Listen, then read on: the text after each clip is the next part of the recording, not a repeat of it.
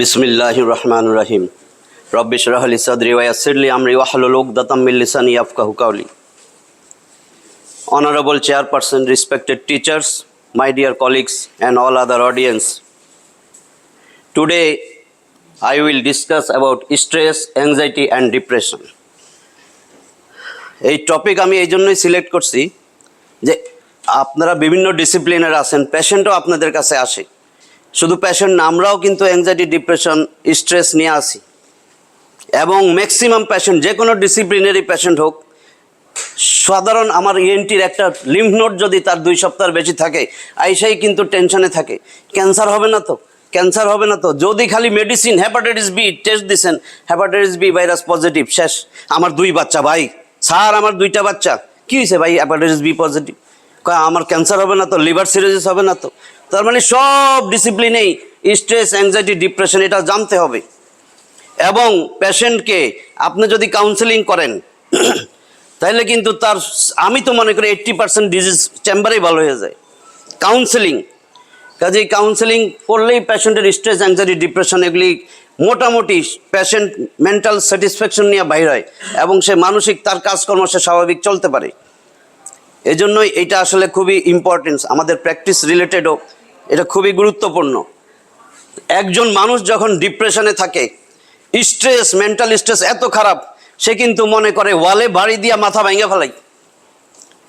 আমার মাথার ভিতরে আইসেই বলে যন্ত্রণা, আগুনের মতন ভাব বাইরেছে, নাক মুখ দিয়া গরম ধোয়া বাইর হয়। এগুলি আপনারাও শুনেন, রোগী বলে হ্যাঁ মাথা অসম্ভব বারবার লাগে, যে মাথা বাড়ি দেন, ওয়ালের সাথে বাড়ি দিয়ে ভেঙে ফেলে, আমার মাথাটা ভেঙে দেন, আমার অশান্তি লাগতেছে। এমনকি আত্মহত্যার প্রবণতাও বেড়ে যায় এই ডিপ্রেশনে থাকলে। নেক্সট স্লাইড দেন, পজ দেন, ভিডিও বন্ধ। এই দেখেন ক্রেনিয়াল বল্ট খুলে ফেলছে, যে মাথা এত গরম হয়েছে তার মাথা। ওই পাশে দেখেন, ভিডিও দেন, ওই যে মাথা ভেঙে ফেলে, ওই যে ভাঙছি, মাথা ভাঙলে কি অবস্থা হয়, ভিডিও। বাড়ি দিয়ে মাথা ভেঙে ফেলছে, সে কি বাঁচবে? সে তো আইসিইউতে পড়ে থাকবে। এক তো তার এমনি কষ্ট, আরো খরচ, এবং মারা যাবে। Next slide. তো এই patient anxiety, depression, mental stress, এই পেশেন্টকে যদি কাউন্সেলিং করেন, এর যদি স্ট্রেস কমাই দিতে পারেন, এর থেকে বড় সেবা কি? আপনার চেম্বারে আসছিল অসম্ভব মেন্টাল স্ট্রেস নিয়ে, শান্তিতে বেড়ে যেতেছে, আমার কিছুই হবে না, ডাক্তার বলছে আমার কোনো সমস্যা নাই। তো কাউন্সেলিং, ওষুধের চেয়ে কাউন্সেলিং আসল। দেখেন আল্লাহ কি বলছেন, 5 নম্বর সূরা মায়েদা 120টা আয়াতের এই সূরাটার মধ্যে 32 নম্বর আয়াত, ভালো করে খেয়াল করেন। দেখেন আল্লাহ বলেন, ওয়ামান আহিয়াহা ফাকান্নামা আহিয়ান নাস জামিআ। আল্লাহ বলতেছেন ওয়ামান আহিয়াহা ফাকান্নামা আহিয়ান নাস জামিআ, যদি কেউ একটা প্রাণ রক্ষা করলো, সে যেন সমস্ত মানব জাতিকে রক্ষা করলো। সূরা মায়েদা আয়াত 32। ব্যাখ্যা কি? চিকিৎসা মানব জীবন রক্ষার সরাসরি উপায়। Next slide. লিম্বিক সিস্টেমটা আমরা অনেকেই এখন এটা দেখলেই মনে পড়বে, আমাদের এই সমস্ত কাজগুলো করে কে? লিম্বিক সিস্টেম ব্রেনের ডিপে থাকে, সেখানে অ্যামিগডালা আছে, হিপ্পোক্যাম্পাস আছে। এগুলোর কাজ emotion, long term behaviour, long term memory, olfaction, এগুলি কাজ করে। এই যে অ্যামিগডালা, এটা ব্রেনের ভিতরে থাকে মিডিয়াল টেম্পোরাল লোবে। এই অ্যামিগডালার কাজ হলো এটা processing emotion, specially fair and pleasure. আরেকটা হলো হিপ্পোক্যাম্পাস, এগুলো সব ব্রেনের ডিপে থাকে, মিডিয়াল টেম্পোরাল লোবে থাকে, অ্যামিগডালার পিছনে থাকে। এর কাজ হলো এর forming new memories, memory card, connecting emotion and stress, smell and sound. ঠিক আছে,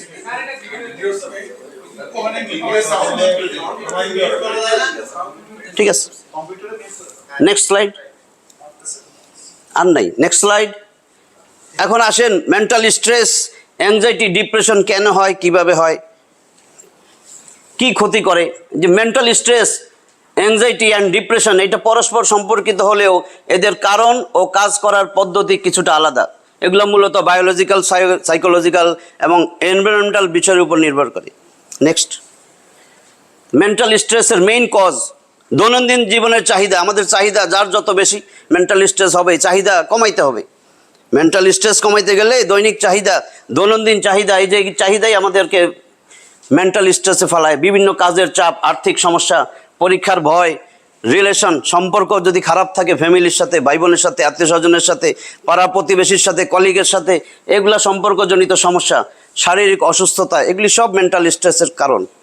নেক্সট, যখন এই মেন্টাল স্ট্রেস একজন ফিল করে তখন তার ব্রেনে কি হয়, যখন আমরা কোনো চাপে থাকি তখন ওই যে অ্যামিগডালা যেটা বললাম, এই অ্যামিগডালা নামক মস্তিষ্কের অংশ এটা সংকট হিসাবে চিহ্নিত করে। এই অ্যামিগডালা তখন স্টিমুলেশন দেয় হাইপোথ্যালামো পিটুইটারি অ্যাড্রেনাল এক্সিস, এবং সেখান থেকে কর্টিসল আর অ্যাড্রেনালিন রিলিজ হয়। এই কর্টিসল অ্যাড্রেনালিন সিম্প্যাথেটিক অ্যাক্টিভিটি বাড়ায় দেয়, ভ্যাসোকনস্ট্রিকশন করে, আপনার হার্টবিট বাড়বে, সোয়েটিং হবে, মাসেল স্পাজম হবে, ব্লাড প্রেশার বাড়বে, শরীর সজাগ মানে ইনসমনিয়া, ঘুম আসে না। তো দীর্ঘমেয়াদী স্ট্রেস থাকলে মস্তিষ্কে নিউরনের ক্ষতি হয় এবং মানসিক ও শারীরিক সমস্যা দেখা যায়। নেক্সট, অ্যাংজাইটির প্রধান কারণ ভবিষ্যৎ সম্পর্কে অতিরিক্ত চিন্তা। ভবিষ্যৎ এই সম্পর্কে অতিরিক্ত চিন্তা, কোনো নেতিবাচক অভিজ্ঞতা, সামাজিক ফোবিয়া, পারিবারিক সমস্যা, ট্রমা বা অতিরিক্ত দুশ্চিন্তা।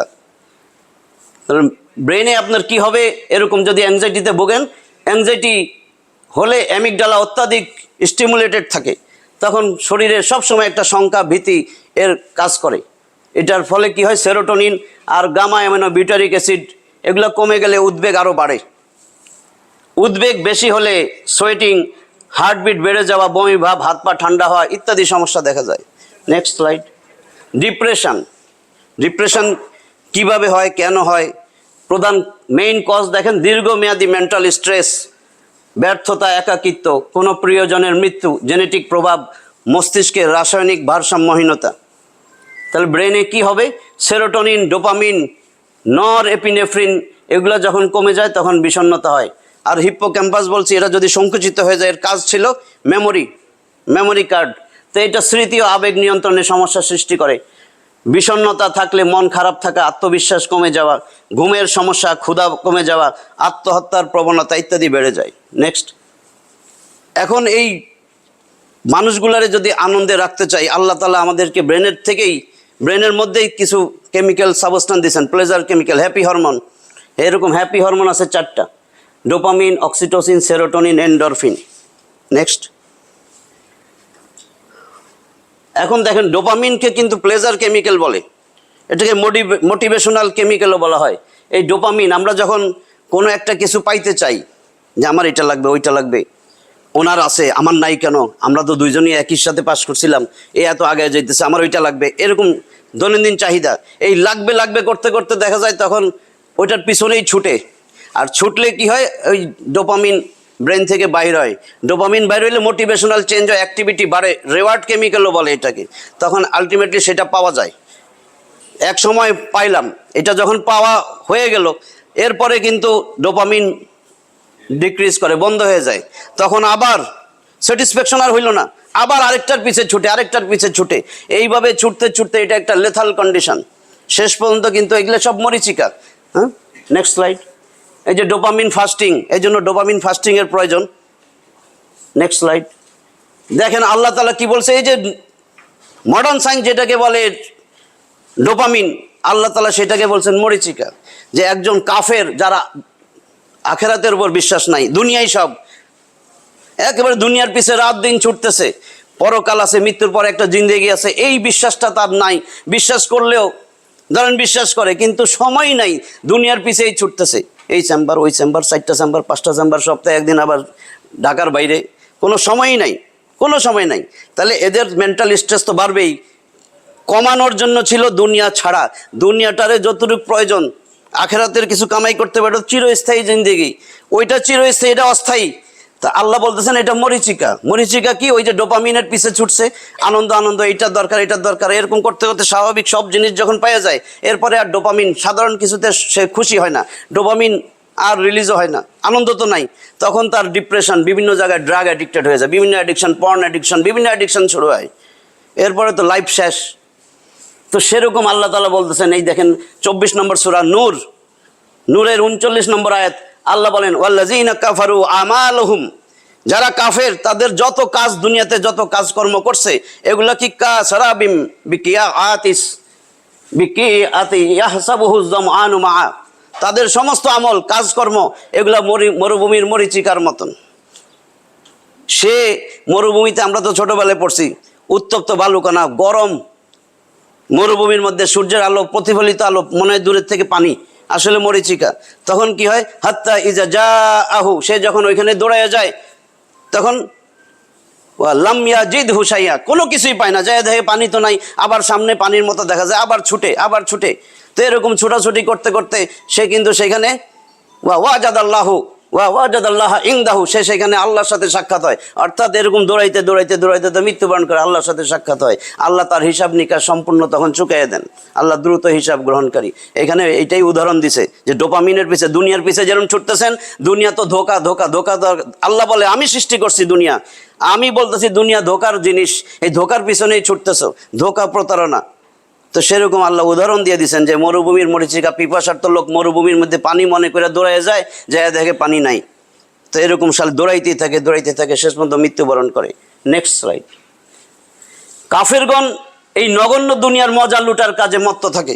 সূরা মুহাম্মদ 47 নম্বর সূরার 12 নম্বর আয়াত আল্লাহ তাআলা বলেন, ওয়াল্লাযীনা কাফারু ইয়াতামাত্তাউনা ওয়া ইয়াকুলুনা কামা তাকুলুল আনআম ওয়ান নারু মাসওয়াল লাহুম। আর কাফেররা দুনিয়ার মজা লুটছে, জন্তু জানোয়ারের মতন পানাহার করছে, জাহান্নামী ওদের চূড়ান্ত ঠিকানা। দেখেন, পার্থিব জিনিস যেসব আমরা চাই, খুব বেশি চাই, মনে হয় ওর মধ্যেই সুখ আছে, তারপর অনেক চেষ্টা করে আমরা সেই জিনিসটা পাই, কিন্তু ততটা স্যাটিসফাইড হতে পারি না। এর চেয়েও মনে হয় আরও বেটার কিছু চাই, আবার ছুটে চলি। অথচ মরুভূমিতে মরিচিকার পিছনে ছোটা যেমন লিথাল, মৃত্যুর কারণ হতে পারে, দুনিয়ার পিছনেও এরকম ছোটা আমাদের ধ্বংস বয়ে আনতে পারে। Next slide. তা এই যে এখন দুনিয়ার পিছে ছুটতেছি বলেই দেখেন, দুনিয়া দুনিয়া দুনিয়া করতেছি, দুনিয়ার পিছেই ছুটতেছি, রাত দিন কষ্ট করতেছি, কষ্ট মনে হয় না। দুনিয়া যে এখন পামু, এটা পামু, সেটা পামু, বাড়ি গাড়ি জাগা জমি ফ্ল্যাট বাড়ি এগুলো কইরে লই, এটা পামু, এরকম করতে করতে দুনিয়ার পিছে ছুটতেছি, সেখানে কষ্ট মনে হইতেছে না। কিন্তু এর ফলে কি হয়, মানসিক স্ট্রেস।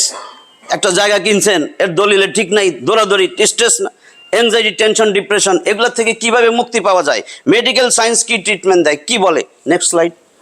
দেখেন মেডিকেল সায়েন্সের ট্রিটমেন্টগুলা, কগনিটিভ বিহেভিয়ারাল থেরাপি, সিবিটি। এটা হলো কথোপকথন, কাউন্সেলিং। কথোপকথনের মাধ্যমে আপনাকে দৈনন্দিন পরিস্থিতিতে চিন্তা করার এবং প্রতিক্রিয়া জানানোর আরও সহায়ক উপায় শিখতে সাহায্য করে। এটা আপনাকে আপনার চিন্তা, কর্ম এবং অনুভূতির মধ্যে সংযোগগুলো চিহ্নিত করতে শেখায় এবং এর মাধ্যমে আপনার মানসিক অবস্থা উন্নত করতে পারে। 2 নম্বর point, relaxation technique. Next.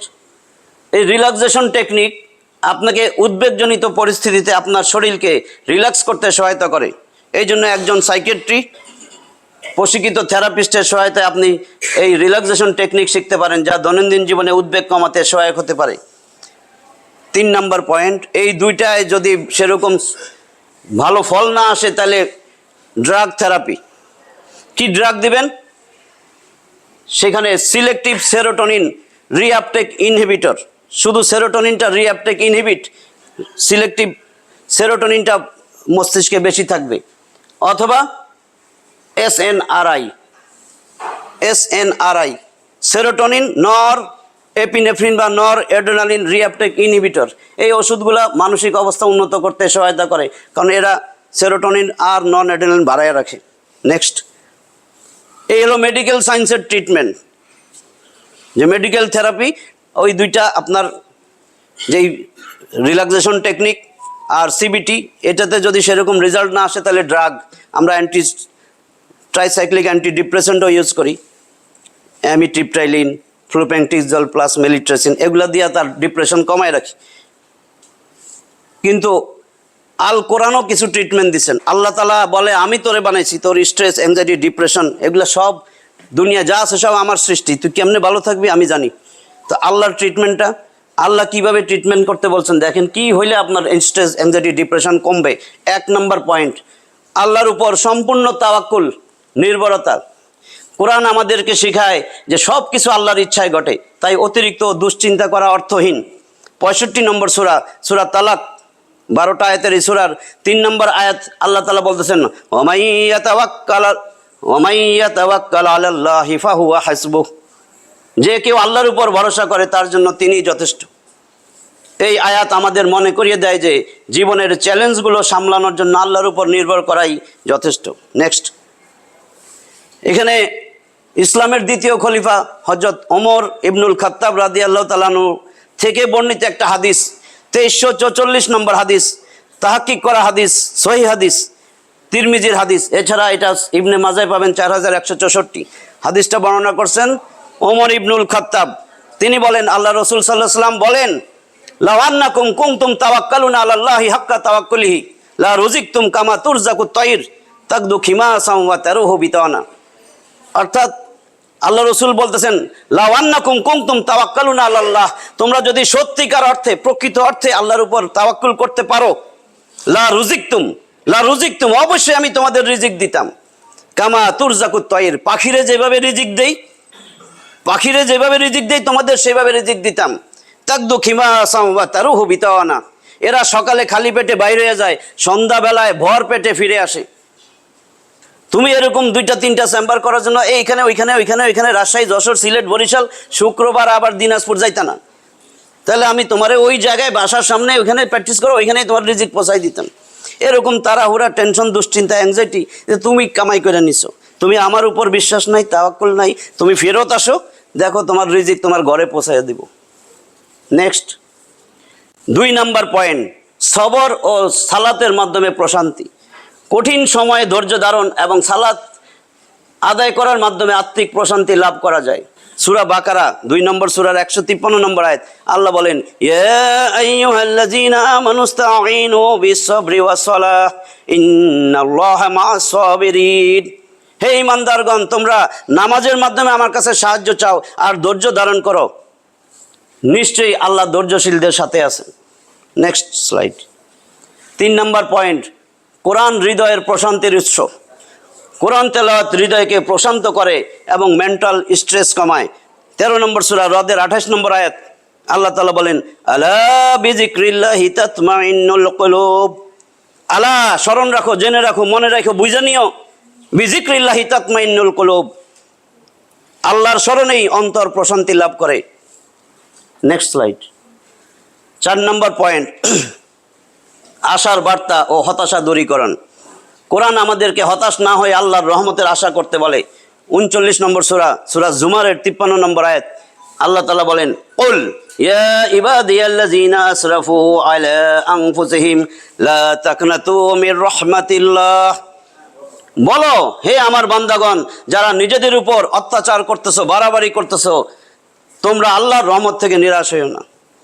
Next slide, 5 নম্বর পয়েন্ট, পরকালীন জীবনের স্মরণ ও দুনিয়ার মোহ কমানো। পরকালীন জীবনের স্মরণ, মৃত্যুর পরে কই যাবেন? মৃত্যুর পরে একটা জিন্দেগি আছে, সেটা স্থায়ী, এখন এটা অস্থায়ী, অস্থায়ী দেখেই চলে যেতে হয়। তো সেই জীবনের স্মরণ এবং দুনিয়ার মোহ, আপনি ওই 2টা ছবি দেখেন, দুনিয়ার মোহ, দুনিয়ার মায়া। মায়ের কোলে বাচ্চা, কবরস্থান, নিশ্চয়ই তার প্রিয়জন, স্বামী হোক, বাপ হোক, ভাই হোক, একটারে কবর দিছে। কোলে যে বাচ্চা সেটাও চলে যাবে, উনি মাও চলে যাবে, দুনিয়া ছাইরা সবাই চলে যেতে হবে, কিন্তু আকর্ষণ, মায়া। এখানে দেখেন, ওরে বাপ রে বাপ, ব্রিফকেস লোক, সামনে টাকা পয়সা, গাড়ি বাড়ি সব দৌড়াইতেছে, রাত দিন ছুটাছুটি, এত মোহ, আকর্ষণ, লোভ, লালসা দুনিয়ার প্রতি। দুনিয়ার জীবনে অতিরিক্ত লালসা ও উদ্বেগ কমাতে কোরআন বারবার পরকালীন জীবনের প্রতি দৃষ্টি দিতে বলে। দেখেন আল্লাহ কি বলছেন, 29 নম্বর সূরা আনকাবুত 64 নম্বর আয়াত, আল্লাহ বলেন, ওয়ামা হাযিহিল হায়াতুদ দুনিয়া ইল্লা লাহু ওয়া লাইব ওয়া ইন্নাদ দারাল আখিরাতা লাহিয়াল হায়াওয়ান লাউ কানু ইয়ালামুন। এই দুনিয়ার জীবন খেল তামাশা, ক্রিয়া কৌতুক ছাড়া কিছু নয়। আখিরাতের জিন্দেগি আসল জিন্দেগি, প্রকৃত জীবন, যদি তারা জানতো, আল্লাহ বলে। নেক্সট স্লাইড, এইখানে একটা হাদিস খুবই গুরুত্বপূর্ণ, যদি মনোযোগ দিয়ে শুনেন। 2465 নম্বর হাদিস, তিরমিজির হাদিস, আনাস রাদিয়াল্লাহু তাআলা আনহু থেকে বর্ণিত। আনাস রাদিয়াল্লাহু আনহু, নবী করিম সাল্লাল্লাহু আলাইহি ওয়াসাল্লাম বলছেন, মান কানাতিল আখিরাতু হাম্মাহু জাআলাল্লাহু গিনাহু ফি কলবিহি ওয়া জামাআলাহু শামলাহু ওয়া আতাতুদ দুনিয়া ওয়া হিয়া রাগিমা। 2টা প্যারা। প্রথম খণ্ডে বলতেছেন, মান কানাতিল আখিরাতু হাম্মাহু, যার চিন্তা আখিরাত কেন্দ্রিক, যে দুনিয়ায় আছে কিন্তু আখিরাতের চিন্তা করে, আখিরাতের কামাই করে, জাআলাল্লাহু গিনাহু ফি কলবিহি, আল্লাহ তার অন্তরে দারিদ্রতা দূর করে দিবেন, অন্তর ধনী বানায় দিবেন, সমস্ত অভাব অনটন অন্তর থেকে দূর করে দিবেন। ওয়া জামাআলাহু শামলাহু, তার দুনিয়াবি যত কাজ আছে সব কাজ একসাথে গোছাই দিবেন, যেন তার এই বান্দা ছুটাছুটি না করে, পেরেশানির মধ্যে না থাকে। একটা কাজ করতে গেছে আরেকটা কাজ দিনাজপুরে, ওইটা ওই দিন ওইখানেই হয়ে যাবে, দেখা যাবে যার কাছে যাইতো ওই লোক ঢাকায় ওই সময়। জামাআলাহু শামলাহু, তার যাবতীয় কাজ গোছাই দিবেন। ওয়া আতাতুদ দুনিয়া ওয়াহিয়া রাগিমা, আর দুনিয়া তার কাছে নগণ্য হইয়া ধরা দিবে। এরপরে প্রায় বলছেন ওয়ামান কানাতিদ দুনিয়া হাম্মাহু, আর যে সারা দিন দুনিয়ার পিছে ছুটে, দুনিয়াই তার আসল উদ্দেশ্য, দুনিয়া দুনিয়া দুনিয়াই করতেছে, আখিরাতের চিন্তা তার মাথায় একবারও আসে নাই, তার কথা বলতেছেন আল্লাহ তাআলা কি করবেন? জাআলাল্লাহু ফাকরাহু বাইনা আইনাইহি, তার দুই চোখে সব সময়ের জন্য দারিদ্র অভাব অনটন আল্লাহ লাগাই রাখবেন। ওয়া ফাররাকা আলাইহি শামলাহু, তার যাবতীয় কাজকর্ম এলোমেলো ছড়ানো ছিটানো দিবেন, যাতে সারা দিন রাত দৌড়াইতে থাকে, পেরেশানির মধ্যে থাকে। ওয়ালাম ইয়াতিহি মিনাদ দুনিয়া ইল্লা মা কুদ্দিরা লাহু, আল্লাহ বলেন, রসুল বলেন, আল্লাহ বলতেছেন তার জন্য আমি যা নির্দিষ্ট রাখছি, যতই দৌড়াক তার থেকে বেশি সে পাবেই না, পাইতেই পারে না। Next slide. মিশকাতুল মাসাবির 5215 নম্বর হাদিস, আলী রাদিয়াল্লাহু তাআলা আনহুর একটা উক্তি, আসার, ইসলামের চতুর্থ খলিফা, তিনি যেই কথা বলছেন এত ইম্পর্টেন্স, এই কথাটাকে ইমাম বুখারী কোট করছেন তার কিতাবুল রিকাক অধ্যায়, মন গালানো অধ্যায়, বুখারীর 6417 নম্বর হাদিস। আলী রাদিয়াল্লাহুর কথা, আলী রাদিয়াল্লাহু তাআলা আনহু বলেন, ইরতাহালাতি দুনিয়া মুদবিরা ওয়ারতাহালাতিল আখিরাতু মুকবিলা ওয়া লিকুল্লি ওয়াহিদাতিন মিনহুমা বানুন ফাকুনু মিন আবনাইল আখিরা ওয়া লা তাকুনু মিন আবনাইদ দুনিয়া ফা ইন্নাল ইয়াওমা আমালুন ওয়া লা হিসাবা ওয়া গাদান হিসাবুন ওয়া লা আমাল। কি অর্থ? আলী রাদিয়াল্লাহু তাআলা বলতেছেন, ইরতাহালাতি দুনিয়া মুদবিরা, দুনিয়া দিন দিন তোমার কাছ থেকে পিঠ দেখাইয়া চলে যাইতেছে। আমরাও কিন্তু first year, second year, third year, fifth year internee করে আসছি না? এখানে মেডিকেল অফিসার ছিলাম, আজকে এখানে আসছি। ওই ফার্স্ট ইয়ারে ফেরত জানতো, যার অনেক ক্ষমতা, পাওয়ার অনেক, জানতো দেখি ফিফথ ইয়ার ফাইনাল দিতেছেন, এরকম জানো দিক ইন্টার্নিতে ফেরত যান, পারবেন? শুধু সেইটাই না, শুক্রবার গত দিন ওইখানে ফেরত যেতে পারবেন। দুনিয়া চলে যাইতেছে, দুনিয়ারই ধরতে যাইতেছি, কত বুদ্ধিমান।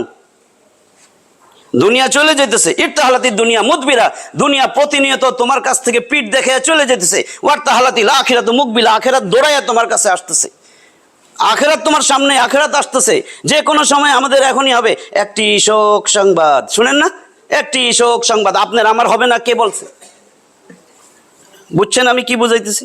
একটি শোক সংবাদ, অমুক এতটার সময় হৃদযন্ত্র ক্রিয়া বন্ধ হইয়া মৃত্যুবরণ করেছে, আমরা গভীর শোক প্রকাশ করতেছি।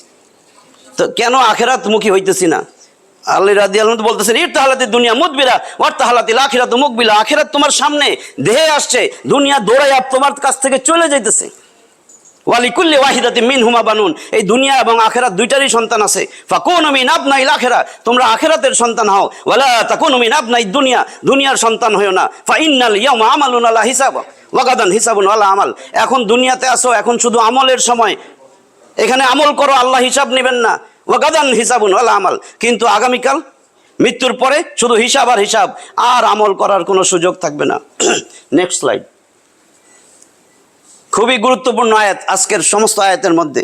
প্রত্যেকটা মানুষের জিন্দেগি এই 5টা সার্কেলের মধ্যে ঘুরতে থাকে। 57 নম্বর সূরা, সূরা আল হাদিদ, লোহা, 29টা আয়াতের এই সূরার 20 নম্বর আয়াত। দেখেন আল্লাহই বলছে আপনার আমার সবার জাইনা রাখা উচিত, তাহলে এটা তো জানতেই হবে। আল্লাহ বলেন, ইলামু আন্নামাল হায়াতুদ দুনিয়া লাইবুন ওয়া লাহু ওয়া জিনাতুন ওয়া তাফাকুরুম বাইনাকুম ওয়া তাকাসুরুন ফিল আমওয়ালি ওয়াল আওলাদ কামাসালি গাইসিন আজাবাল কুফারা নাবাতুহু সুম্মা ইয়াহিজু ফাতরাহু মুসফাররান সুম্মা ইয়াকুনু হুতামা ওয়া ফিল আখিরাতি আযাবুন শাদীদুন ওয়া মাগফিরাতুম মিনাল্লাহ ওয়া রিদওয়ান ওয়া মাল হায়াতুদ দুনিয়া ইল্লা মাতাউল গুরুর। 4টা খণ্ড আছে আয়াতে। প্রথমে আল্লাহ বলেন তোমাদের সবার জেনে রাখা উচিত এই দুনিয়ার জীবন, এই যে লাহুন বিনোদ, লাইবুন খেলা, লাহুন বিনোদন, জিনাতুন জাকজমক, তাফাখুরুন পরস্পর গৌরব অহংকার প্রদর্শনী, ও তাকাসুরুন পরস্পরের মধ্যে ধন সম্পদ সন্তান সন্ততি নিয়ে প্রতিযোগিতা রাখেন। এটা প্রথম খণ্ডে ছিল। লাইভ খেলাধুলা, একটা বাচ্চা যখন হয় 1 দিন 2 দিন 3 দিন 5 দিন 1 মাস 2 মাস সে কিন্তু ব্রেস্ট ফিডিং করে আর ঘুমায় আর কান্নাকাটি করে হাগু হিসু করে, আর কোনো চিন্তা নাই, কোনো টেনশন নাই, সংসারের চিন্তা, দুনিয়ার চিন্তা, লেখাপড়ার চিন্তা কিচ্ছু নাই, কোনো দায়িত্ব নাই। এ যখন আস্তে আস্তে বড় হয় 1 বছর 1.5 বছর, এরপরে একটু কম ঘুমায়, কান্নাকাটি করে যাতে তারে কেউ আদর করে, সুরসুরি দেয়, তার সাথে কথা বলে, গল্প করে। এরপরে যখন 3 4 5 বছর হয়, এরপরে খেলনা আর খেলনা, মেয়ে বাচ্চা হোক আর ছেলে বাচ্চা হোক, যাই হোক, পুতুল খেলনার যত কিছুই কিনে দিবেন, দোকানে গেলে আরেকটা পুতুল কিনবে, হাড়ি পাতিল কিনবে, গাড়ি কিনবে, এটা কিনবে, আয়সা খালি খেলবে। এগুলো কিন্তু অনর্থক, আমরাও খেলছি, কি উপকারে আসবে? অনর্থক। তার কাছে তখন মনে হয় এটাই আমার আসল, এটা হলো লাইভ খেলাধুলা। এরপরে যখন বয়স 7 8 বছর, এখন মোবাইল নিয়ে বসে থাকে, ভিডিও গেমস। এর মধ্যে এমন সুন্দর ভিডিও গেমসের মধ্যে খেলারও ব্যবস্থা আছে, গল্প আছে, এই জন্য এটা চুম্বকের মতো আকৃষ্ট করে। এটা এরকম না শুধু বাচ্চাই, ওই বাচ্চা বড় হইতেছে আর এগুলোর সাথে সাথে আসতেছে। আমি বাচ্চা দিয়ে উদাহরণ দিছি, আমাদেরও মানে প্রত্যেকটা মানুষের জীবনটা পার হয় এই যে লাহুন, বিনোদন, এই বিনোদন। এরপরে যখন আরো বড় হয়, ওই ছোট 7 8 বছর, এর মাথায় চিরুনি দিত না, চিরুনি লাগাইতে দিত না, 2 পায়ে 2 স্যান্ডেল দিয়ে বাইরে হয়ে যেত। যার ড্রেস আছে মানে বাইরে যাওয়া তার শখ, বাপ মার সাথে বাইরে যাবে।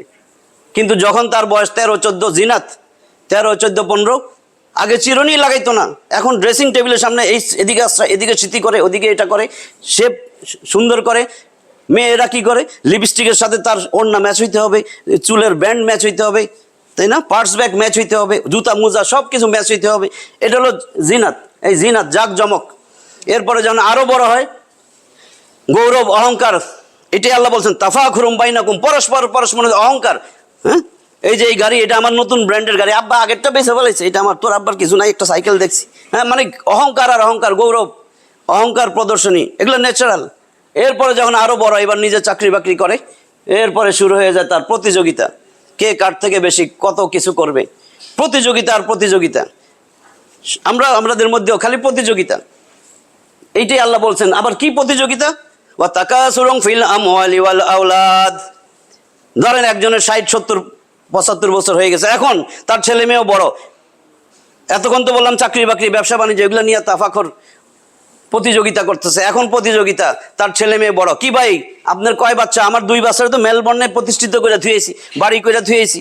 ছেলে মেয়ে নিয়েও প্রতিযোগিতা, সন্তান সন্ততির প্রতিযোগিতা, গাড়ি বাড়ি, আমার ধানমন্ডি, ওইখানে বাড়ি ভাড়া দিয়ে রাখছি, কেউ তো নাই। এটা কি একটা জীবন? কেউ নাই তার। এখন সন্তান 6টা ছিল, 6টাই বিদেশে।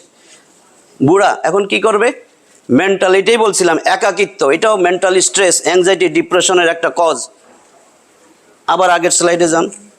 দ্বিতীয় পারায় দেখেন আল্লাহ একটা উদাহরণ দিছে, কামাসাল গাইসিন আজাবাল কুফার নাবাতুহু সুম্মা ইয়াহিজু ফাতারাহু মুসফাররান সুম্মা ইয়াকুনু হুতামা। এই যে দেখেন আল্লাহ উদাহরণ দিতেছেন, এ যেন এক পশলা বৃষ্টি হলো এক পশলা, অতিবৃষ্টি না অনাবৃষ্টি না, এ যেন এক পশলা বৃষ্টি, যেই বৃষ্টির ফলে উৎপন্ন শস্য, ধান, ফল ফসল দেখা সবুজ হয়ে উঠছে, কৃষক আনন্দে চমৎকৃত হয়ে গেছে, কৃষক আনন্দে তার দিল খুশি হয়ে গেছে। কিন্তু পরক্ষণই দেখে এগুলো সব শুকিয়ে যাইতেছে, হলুদ বর্ণ ধারণ করছে, পরে খড়কুটায় পরিণত হয়ে গেছে। এই মানুষের জীবন এরকম। এই যে শৈশব, কৈশোর, যৌবন, আর এই যৌবনের তেজ কি, বাড়ি গাড়ি সব কিছু, চাকরি বাকরি, সুদ ঘুষ যা পাইছে, যেমনি পারছে সেমনি কামাই করছে, কামাই টামাই কইরা এখন আস্তে আস্তে বয়স হয়ে গেছে, এখন আর যৌবনের শক্তি নাই, চেহারার মধ্যে বাজ, বিভিন্ন রকমের বলি রেখা টেখা, আরো কিছু, চেহারা টেহারা সৌন্দর্য গেছে, যশ খ্যাতি এগুলো আস্তে আস্তে ম্লান হয়ে যাইতেছে, বুড়া হয়ে গেছে। বাসার থেকে বাপ মা, বুড়া মানুষ, কেউ তারে সময় দেয় বলেন তো? সন্তান সন্ততি, ছেলে, ছেলের বউ, নাতি নাতনি, কেউ সময় দেয় না, বুড়া। এরপরে সে এখন বুঝতে পারতেছে, আয় রে, মরিচিকার পিছনে ছুটছিলাম এতদিন, আখেরাতের জন্য তো কিছুই করি নাই, যেখানে যাইতে হবে সেই জিন্দেগি তো কিছুই করি নাই, এইভাবেই দুনিয়া ছাইরা চলে যায়। এটাই বলছে, অবশেষে সেটা হয় খড়কুটায় পরিণত। মানুষের জীবনে এরকম ঠুস, এরপরে মরে যায়। কয়েকটি শোক সংবাদ, গভীর শোক প্রকাশ করতেছি, তার জীবনটা সব শেষ। বানাইতে দিছিল, দুনিয়াটা ছিল পরীক্ষার হল, আখেরাত গোছানো, দুনিয়াটা গোছাইয়া চলে গেছি। Next slide. ও না, রাখেন। এর পরে দেখেন এই সমস্ত লোকগুলা যেগুলি এই যে ওয়াফিল আখিরাতি আযাবুন শাদীদ ওয়া মাগফিরাতুম মিনাল্লাহি ওয়া রিদওয়ান, দুইটা জিনিস। এই যারা এরকম দুনিয়ার পিছেই ছুটছে, আখিরাতের কোনো কামাই করতে পারে নাই, এদের জন্য ওয়াফিল আখিরাতি আযাবুন শাদীদ, এদের জন্য রয়েছে কঠিন আযাব, আল্লাহ বলতেছেন। আর যারা দুনিয়ায় থেকে আখিরাত গোছানোর চেষ্টা করছে, তাদের জন্য আল্লাহর পক্ষ থেকে মাগফিরাত এবং আল্লাহর সন্তুষ্টি। এরপরে আল্লাহ বলেন, আল্লাহ বলতেছেন ওয়ামাল হায়াতুদ দুনিয়া ইল্লা মাতাউল গুরুর, দুনিয়া ধোঁকা ধোঁকা ধোঁকা, প্রতারণার সামগ্রী ছাড়া কিচ্ছু না। Next slide, next. এই দেখেন সূরা আত-তাকাসুর 102 নম্বর সূরার 1 আর 2 নম্বর আয়াত। ওই দেখেন কি দেখা যায়, হ্যাঁ? আবার পাইবেন না যে মনে হয় গোল্ড টোল লয়ে যাইতেছে, হ্যাঁ? এটা কিন্তু লাশ লয়ে যাইতেছে। কি বলছে? আলহাকুমুত তাকাসুর হাত্তা যুরতুমুল মাকাবির। আলহাকুম, তোমরা তো মোহাচ্ছন্ন হয়ে আসো। কিসের জন্য? আত-তাকাসুর, ধন সম্পদ প্রাচুর্যের প্রতিযোগিতায় অন্ধ হয়ে গেছিলা, ছুটছো আর ছুটছো, দুনিয়া দুনিয়া দুনিয়া দুনিয়া সাজাইবা, বাড়ি গাড়ি নারী একেবারে সব সাজাইয়া গোছাইয়া বিদেশ থেকে টাইলস আনবা, দাওয়াত দিয়া দেয় ভাই যে ডেকোরেশন আমার 2 কোটি টাকার, আসেন না সবাই দাওয়াত দেই, এগুলি করছো। হাত্তা যুরতুমুল মাকাবির, এইভাবেই কবরে আসতেছো, ওই যে কবরে নিয়ে যাইতেছে। Next slide. এখন দেখেন মানুষের জিন্দেগি, আমি একটা কার্টুন দিছি, এই যে ছোট বাচ্চা কি খুশি, একটা ঝুনঝুনি পাইছে, এখন ঝুনঝুনি দিলে খেলবেন, হ্যাঁ? ওই দেখেন কি খুশি, ওর জীবন একেবারে সার্থক, আর কিছু চাই না। এরপরে বড় হইতেছে, ওই যে এখন বাপ মার সাথে বাইরে গেছে, ফুটবল খেলবে, বল খেলবে, ওই যে কি খুশি, বল একটা পাইছে, হ্যাঁ? এখন আরো বড় হয়েছে, চাকরি বাকরি দরকার, এতদিন বাপের হোটেলে খাইছে, টাকা পয়সা জমায় নাই, খালি ফাস্টফুডের অর্ডার দিছে, হ্যাঁ? এখন আস্তে আস্তে বড় হইতেছে, এই যে মোবাইল, মোবাইল পেয়ে কি খুশি, এখন চাকরি বাকরি টেনশন ঢুকছে, সংসারের বাচ্চা একটা হয়েছে, এখন সঞ্চয়ের চিন্তা ভাবনা, ওই যে, হ্যাঁ? চাকরি বাকরি ব্যবসা বাণিজ্য, এখন টেনশন ঢুকে গেছে। এই যে এখন তার অবস্থা দেখেন, এতদিন ছুটছে, কোনো বাদ বিচার করে নাই, সুদ ঘুষ হালাল হারাম কিচ্ছু চিন্তা করে নাই, এখন দেখে কেউ নাই তার সাথে, ওই একটা লাঠি লইয়া ঘুরতেছে, ওই যে এখন দেখবেন এই যে শেষ ঠুস, একটি শোক সংবাদ, ওই যে rest in peace. Next slide please. আমি সত্যি বড্ড বোকা, সুনিশ্চিত মৃত্যু জেনেও অনিশ্চিত দুনিয়ার জন্য দিন রাত পরিশ্রম করে যাইতেছি, ওইদিকে আখেরাতের ঝুলি একদম ফাঁকা। এই যে 4259 নম্বর হাদিস, ইবনে মাজার হাদিস, ইমাম ইবনে মাজা এককভাবে হাদিস বর্ণনা করছেন, আলবানি বলছেন এটা হাসান, তাহকিক করা হাদিস। এই হাদিসের অনেক বড় হাদিস, আমি সংক্ষেপে যেটুক দরকার। একজন আনসারি, মদিনার লোক, আনসারি সাহাবি রসুলের আয়েশা জিজ্ঞেস করতেছেন, হে আল্লাহ রসুল, আইয়ুল মুমিনিনা আকিয়াস, মুমিনদের মধ্যে সবচেয়ে বেশি বুদ্ধিমান কে, দুনিয়ার মধ্যে সবচেয়ে বেশি বুদ্ধিমান কে? আল্লাহ রসুল সাল্লাল্লাহু আলাইহি সাল্লাম বলেন, আকসারুহুম লিল মাউতি যিকরা ওয়া আহসানুহুম লিমা বাদাহু ইস্তিগদাদান উলাইকা লাকিয়াস, যে বেশি বেশি বেশি বেশি মৃত্যুর কথা চিন্তা করে আর মৃত্যুর পরবর্তী যে জিন্দেগি সেটার জন্য উত্তম আমল তৈরি করে, উত্তমভাবে প্রস্তুতি নেয়, সেই সবচেয়ে বেশি বুদ্ধিমান। নেক্সট। কাজেই আমরা সব রবের কাছে যাব, যাওয়ার আগে, লাশ হওয়ার আগেই কিন্তু ফিরতে হবে রবের কাছে। বেলা শেষে আমাদের একটাই ঠিকানা, ওই অন্ধকার কবর। নেক্সট। তাই আসেন সম্মানিত সুধী, আল্লাহর দেওয়া এই জীবনের গাইডলাইন আল কোরআনকে শক্ত ও মজবুত করে ধরি, দলে দলে যেন বিভক্ত না হই। সূরা আল ইমরান 3 নম্বর সূরার 103 নম্বর আয়াত, ওয়াতাসিমু বিহাবলিল্লাহি জামিআ ওয়া লা তাফাররাকু, and hold firmly to the rope of Allah all together and do not become divided। আল্লাহর রজ্জু কোরআনকে শক্ত মজবুত করে ধরো, কেউ দলে দলে ভাগ হইও না, সবাই একসাথে মজবুত করে ধরতে বলছে। এই কোরআন জীবন, আমাদের পুরা জীবন বিধান, আপনি কিভাবে চলবেন, কিভাবে খাবেন, ঘুমাবেন, চাকরি করবেন, বাকরি করবেন, সব এই কোরআনের মধ্যে আল্লাহ তাআলা বলে দিয়েছেন। এই জন্য এই কোরআনের কাছে আসলে আপনার টেনশন, অ্যাংজাইটি, ডিপ্রেশন সব চলে যাবে। আল্লাহ বলতেছেন, আফালা ইয়াতাদাব্বারুন আল কোরআন আম আলা কুলুবিন আকফালুহা, তারা এই কোরআন নিয়ে গবেষণা করবে না, নাকি তাদের অন্তর তালাবদ্ধ? তাহলে এই তালা তো খুলতে হবে, এই তালা খুললে কোরআনটা ভিতরে ঢুকবে। তালা খুলতে হলে কি করতে হবে? দুনিয়ার চিন্তা একটু কমাইতে হবে। দুনিয়ার চিন্তা কমলে কি হবে? আপনার এই দৌড়াদৌড়ি, টেনশন, অ্যাংজাইটি, ডিপ্রেশন এগুলো আসলেই কমে যাবে। আপনি দুনিয়া ছাড়েন, দেখেন টেনশন আসে কিনা। সব টেনশন দুনিয়ার কিছু পাইবেন, জায়গা ওইটা কিনছেন, এটা কিনছেন, একজনের সরাইয়া ওর 2 নম্বরই জায়গা সস্তায় পাইছেন, কিনছেন, এখন তো দৌড়াদৌড়ি করবেন, মামলা খাইবেন, এটা করবেন। এই সমস্ত সব কিছু থেকে দূরে থাকতে হইলে, অ্যাংজাইটি, ডিপ্রেশন কমাইতে হইলে আপনাকে কোরআনের কাছে আসতে হবে। এই কোরআন আপনারে সমস্ত কিছু থেকে মুক্ত করতে পারবে। এই জন্য সবাই আসেন, কোরআন পড়ি, কোরআন বুঝি। শুধু পড়লেই হবে না, কোরআন বুঝতে হবে। এটাই বলছে আফালা ইয়াতাদাব্বারুনাল কোরআন, সূরা মুহাম্মদ এর 24 নম্বর আয়াত, 47 নম্বর সূরা। তোমরা কি এই কোরআন কি তারা গবেষণা করবে না, নাকি তাদের অন্তর তালাবদ্ধ? কাজেই তালা খুলি, কোরআনের কাছে আসি, কোরআন বুঝি, কোরআন নিয়ে গবেষণা করি। এটাই আমাদের কোরআনের পথে আমরা আমাদের ফিরে যেতে হবে। এই আলো নিজের ভিতরে জ্বালাই, দুনিয়া হোক শান্তিময়, আখেরাত হোক সফল। ওয়া আখিরু দাওয়ানা আলহামদুলিল্লাহি রাব্বিল আলামিন। আসসালামু আলাইকুম ওয়া রাহমাতুল্লাহি ওয়া বারাকাতুহু। জাযাকাল্লাহু খাইর।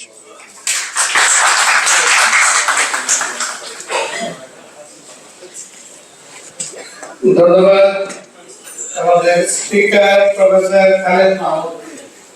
অত্যন্ত চমৎকার রূপে তার ভিতরে এত সুন্দর একটা সেমিনার করতে পারে, এটা কিন্তু ভাবা যায় না। যেভাবে অন্য সময় যেরকম ভাবে তার ভাবভঙ্গি দেখায়, আজকে তার উল্টা তার আচরণ হয়েছে। আমরা দেখছি তার সুন্দর উপস্থাপনার মাধ্যমে অত্যন্ত সাবলীল উপস্থাপনা। আমাদের principal sir, vice principal sir, Khaled Mahmud sir অনুরোধ করবো আসার জন্য। আপনাদের কারো যদি কোনো কোয়েশ্চেন থাকে, বক্তব্য থাকে, উপস্থাপন করবেন। আর আমাদের একজন বিশেষ অনন্যকর আসো, তুমি আসো, তুমি নতুন রবিউল এমডি করে আসছে, তাকে আমরা এখানে আহ্বান জানাচ্ছি। আসো।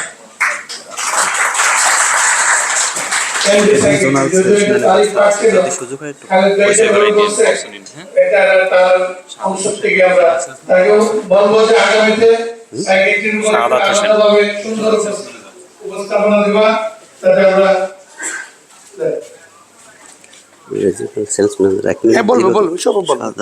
সময় মতো বলবো। আচ্ছা, সবাইকে ডাকা হবে, বসে থাকেন, ডাকা হবে। যেমন না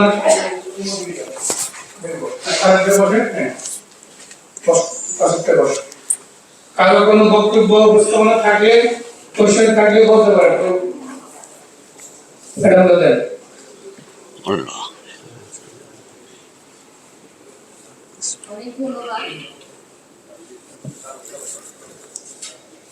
অনেক ধন্যবাদ আমাদের খালেদ স্যারকে। অত্যন্ত সুন্দর এবং গুরুত্বপূর্ণ এবং সে সাথে হৃদয়ের কাছাকাছি আলোচনা করার জন্য। খালেদ স্যার একটা কথা বলেছেন, মানে ট্রেন্ডে কেন গবেষণা করবে না, ডেফিনেটলি গবেষণা করা উচিত। জাস্ট কয়েকদিন থেকে আমার একটা কথা মনে হচ্ছে, আমরা যদি সবাই নিজের হাতের দিকে তাকাই, আমি কিন্তু সবাই এই জিনিসটা বুঝতে পারবো। দেখেন, এই ফিঙ্গারটাকে আমরা যদি অলিভ বলি, এই ফিঙ্গারটাকে যদি লাম বলি, আর এটাকে যদি হা বলি, দেখেন আমরা কিন্তু আমাদের অনেক বেশি নিকটবর্তী। কোরআনে কিন্তু এই কথাটা বলা হয়েছে, খুব রিসেন্টলি এই কথাটা আমার মনে হয়েছে। আরেকটা জিনিস আমার কাছে খুব মনে হয়, সেটা হচ্ছে আমরা একটা দোয়া পড়ি, সেই দোয়াতে কি করি, আমানতু বিল্লাহি ওয়া মালাইকাতিহি ওয়া কুতুবিহি ওয়া রাসূলিহি ওয়াল ইয়াউমিল আখিরি ওয়া দিহি খাইরিহি শাররিহি মিনাল্লাহি তাআলা ওয়া আসবারুল মাউত। এই যে দোয়াটা পড়ি, এই দোয়াটার সিকিউরিটি যেটা আমি একটু চিন্তা করি, সেটা হচ্ছে এই যে এটা কার কাছ থেকে আসলো, আল্লাহর কাছ থেকে। কার মাধ্যমে এসছে? ফেরেশতার মাধ্যমে। কার কাছে এসছে? রাসূলের কাছে এসছে। কি কথা নিয়ে এসছে? আখিরাতের বিশ্বাসের কথা নিয়ে এসছে, তার দিনের বিশ্বাসের কথা নিয়ে এসছে, এবং কিয়ামতের দিন এটার প্রতিফলন হবে সেই কথাটা আসছে। এটা এই যে সিকিউরিটি গুলো, মানে কি সুন্দর করে একটার পর একটা সাজানো। আল্লাহ পাঠালেন ফেরেশতার কাছে, সেই ফেরেশতা কি আমাদের এটা, এবং সেটা দিল হচ্ছে রাসূল পাক সাল্লাল্লাহু আলাইহি ওয়াসাল্লামের কাছে সবার জন্য। মানে এই দুটো বিষয় আমার কাছে এত বেশি উপলব্ধির মধ্যে এসেছে যে গবেষণা করার জন্য, এবং আল্লাহ যে মানুষের অনেক বেশি কাছে, জাস্ট এই জিনিসটা বোঝানোর জন্যই আছে। আমি মনে করি যে একটু সংক্ষিপ্ত করতে ব্যাপার। জি, আর কারো কিছু কোশ্চেন থাকলে আবার করেন সংক্ষিপ্ত ভাবে উত্তর দিবেন, কিন্তু উনি আপনারাই সবাই উত্তর দিয়ে নেন না। আমি আগে খালেদ ভাইয়ের রিকোয়েস্ট করছিলাম একটা সেমিনার করার জন্য। জি, খুবই সুন্দর সেমিনার হয়ে গেছে। আমার একটা প্রশ্ন ছিল মৃত্যু নিয়ে, যে অনেক সময় তো যখন ইয়াং কেউ মারা যায় আমার ফ্যামিলিতে, তো আমি অনেক সময় আমরা দোষ দিই, একে দোষ দিই, সেই দোষ এইগুলো ব্যাংকগুলো ডাকগুলো এর মধ্যে আমরা কি থেকে কিভাবে পরিত্রাণ পেতে পারি বা কিভাবে মনকে প্রশান্ত করতে পারি এটা আমি একটু জানতে চাচ্ছি। মনকে প্রশান্ত করতে হবে যে এগুলো সব পূর্ব থেকেই দুনিয়ায় পাঠানোর আগে নির্ধারিত, যে এর হায়াত এতটুক। যেই বাচ্চা 8 দিন পরে মারা যায়, যে অকাল মৃত্যু, এটা বলতে নিষেধ করা হয়েছে। কারণ আল্লাহ বলে অকাল মৃত্যু, আমি তো লিখে রাখছি, ডেট মতোই তো হয়েছে, 1 সেকেন্ড আগেও না পরে না, কী কয় ব্যাক করলে, বুঝছেন তো? এটা সম্পূর্ণ আল্লাহর ইখতিয়ারে। আল্লাহ কি বলছেন? সূরা আল ইমরান 3 নম্বর সূরার 145 আয়াত পড়লে উত্তরটা পেয়ে যাবেন। ওয়ামা কানা লিনাফসিন আন তামুতা ইল্লা বিইজনিল্লাহ কিতাবাম মুআজ্জালা। কোনো আমার অনুমতি ছাড়া, আল্লাহর অনুমতি ছাড়া কোনো মানুষ মৃত্যুবরণ করতে পারে না। তার মৃত্যুর দিন ক্ষণ কিতাবে লিপিবদ্ধ করা আছে। দুনিয়ায় আসার আগেই তার মৃত্যুর দিন ক্ষণ সব কিছু লেখা আছে।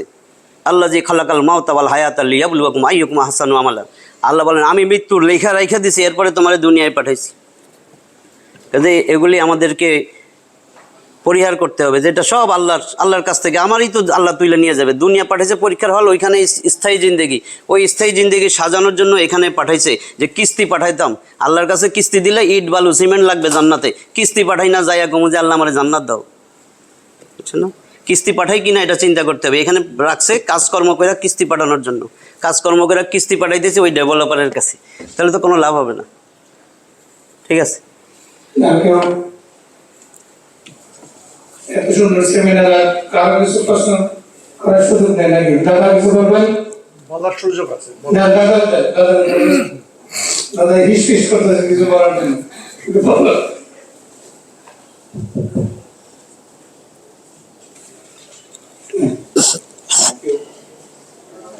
খালেদ ভাই, সুন্দর সেমিনার মানে আসলে আমরা তো বলছি না যে একটা চাবি মেরে আমাদেরকে ছেড়ে দিচ্ছে। হ্যাঁ, আসলে চিন্তাটা থাকলে কিন্তু আমরা কাজও করতে পারবো না। মৃত্যু যদি সারাক্ষণ থাকে আমরা ফ্রিলি চলাফেরা করতে পারবো না, আমাদের যদি কন্ডিশন না থাকে আমরা এগোতেও পারবো না। তাই হোক, আপনার যে পক্ষ থেকে ছিল মানসিক চাপ, অ্যাংজাইটি এবং বিষণ্ণতা, এটা কয়েকটা এক্সাম্পল দেওয়া হয়েছে কার্ডিওলজিতে। একজন চেস্ট পেইন নিয়ে আসলো, চেস্ট পেইন কোনো cardiac chest pain, cardiac chest পেইনটা কমানো সোজা, নন কার্ডিয়াক চেস্ট পেইন হলে সেটা কিছু কিছু ক্ষেত্রে কমানো যায় না। এমন রোগী আছে যে 3 বার এনজিওগ্রাম করছে নরমাল, তারপর আবারও করতেছে। অন দ্য আদার হ্যান্ড এরকম রোগী আছে যে সিভিয়ার ট্রিপল ভেসেল ডিজিজ, তার ইমার্জেন্সি সিএবিজি করা দরকার। স্ট্রেস এটা তেমন কিছু না, কার্ডিয়াক নিউরোসিস। কিন্তু স্ট্রেস যদি খুব গভীর স্ট্রেস হয়, খুব ডিপ সিটেড স্ট্রেস হয়, সেটা থেকেও কিন্তু কার্ডিয়াক সমস্যা হতে পারে। ব্রোকেন হার্ট সিনড্রোম, যে গভীর স্ট্রেস থেকে কার্ডিওমায়োপ্যাথি হয়ে যেতে পারে। তো আমার যেটা মনে হয় যে আমরা যে প্র্যাকটিস করি প্রত্যেকেই ডিপ্রেশনের রোগী, অ্যাংজাইটি রোগী, প্রত্যেকেই প্রেসক্রিপশন যদি স্টাডি করা যায় দেখা গেছে যে 80 থেকে 85% কোনো না কোনো ভাবে স্ট্রেস রিলিভার হোক, এন্টি ডিপ্রেশন হোক, এগুলো ব্যবহার করতে হবে। একটা anti combined drug, anti depression এবং অ্যান্টি অ্যাংজাইটি, ডিএনজি, আমরা সবাই জানি ডিএনজি, এবং ডিএনজি এর টুপেন্টিক্সন মেলিট্রোসিড ড্রাগটা কিন্তু ওয়ার্ল্ড ওয়াইড ব্যান, এটা কিন্তু আর লেখা হয় না। আমাদের দেশেও কিন্তু এটাকে খুব ভালো বলতে পারবে ব্যান করার চেষ্টা করছে কিন্তু পারে না। এত বেশি প্রেসক্রিপশন হয় যেটা শেষ পর্যন্ত ব্যান করা যায় না। কাছে কাছে এই টপিকসটা খুব প্রাসঙ্গিক। Thank you sir, thank you.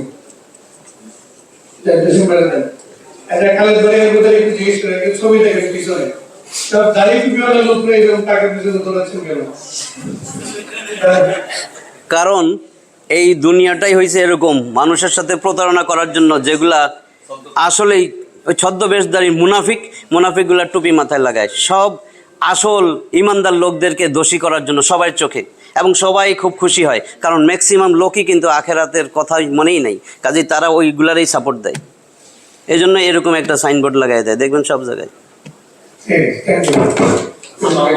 আপত্তিকর কথা আমার যেটা জানার বিষয় আর কি, আমি শুধু কোরআন দিয়ে কি কি সম্ভব এই চলা কোরআনের সাথে আরো অ্যাসোসিয়েট যে জিনিসগুলি? আলেম সমাজটা তো বলতেছে যে শুধু কোরআন দিয়ে হবে না, এবং কোরআন অনেক সময় কোরআন ডিসকারেজ করে। এখন এই ব্যাপারটা সম্বন্ধে আপনি কিছু বলেন। সব কিছুর সাথে দুনিয়া জড়িত। যদি দুনিয়া দিল থেকে বাইর করতে পারতেন, নিজের বই পুস্তক বিক্রি করা, ব্যবসা বাণিজ্য করা, এগুলি যদি দিল থেকে বাইর করতে পারতেন, তাহলে কোরআনটা হচ্ছে আল্লাহর বাণী। মানুষ সৃষ্টি, আল্লাহ স্রষ্টা। আল্লাহ স্রষ্টা হইয়া বলতেছে আমি কোরআন পাঠাইছি মানুষের পূর্ণাঙ্গ একেবারে জীবন ব্যবস্থা আল্লাহর উপরে মাতবরি করতেছি যে কোরআন দিয়া সব হবে না। হ্যাঁ, কোরআনে সব বেসিক জিনিস দেওয়া আছে। বেসিক থাকলে ওইটার ব্যাখ্যা আপনি হাদিস থেকে নেবেন, যেটা কোরআনে নাই ওইটা তো মানুষের বানানো। কোরআনে বেসিক যা আছে আপনি যদি ব্যাখ্যা না বুঝেন, আগে কোরআন শেষ করেন, দেখবেন আসলে সবই আছে কোরআনে, কিছুই আর দরকার নাই। কারণ কি, আপনি নিজে খোলেন, এখনই খোলেন 29 নম্বর সূরা আনকাবুত 51 নম্বর আয়াত।